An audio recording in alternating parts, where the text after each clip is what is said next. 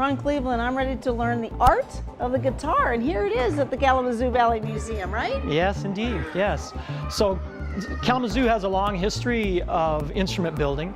The Gibson Company, for the first 80 years of its existence, was here in Kalamazoo, and they built some of the most prized stringed instruments in the world. To this day, you know, Gibson instruments are really sought after by connoisseurs and musicians around the world.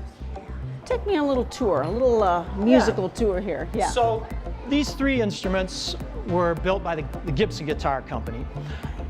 Early on, they were the Gibson Guitar and Mandolin Company. So Orville Gibson's initial patent was for a mandolin, for a building style that hadn't been used in mandolins before.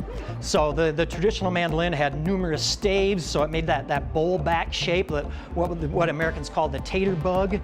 And Gibson thought of a different way to build them, more like a violin, more a solid back. Instead of the multiple staves, a solid back that's carved and a top that's carved and tuned more like a violin.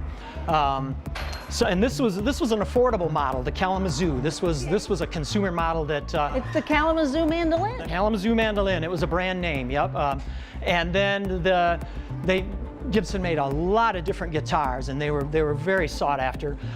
This one was a hollow-bodied electric guitar that was lightweight, but it was also amplified. So this type of guitar could cut through a rock combo or a jazz combo and be heard easily.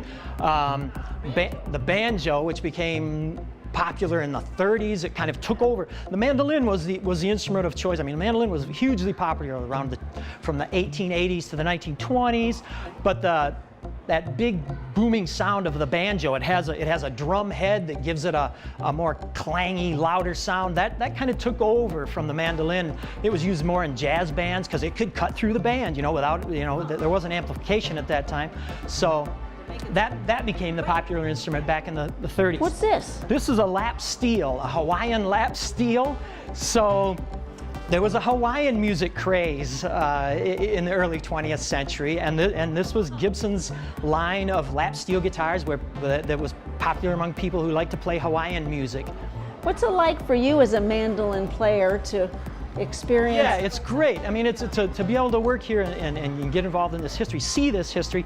We have an instrument that Orville Gibson built himself, which is just, for me, it's mind-blowing to be able to get a close look at this thing and imagine the history and imagine Orville Gibson here on the streets of Kalamazoo, you know, and yeah, it turned out to be a very successful company, and it's incredible to be able to be a part of it, you know.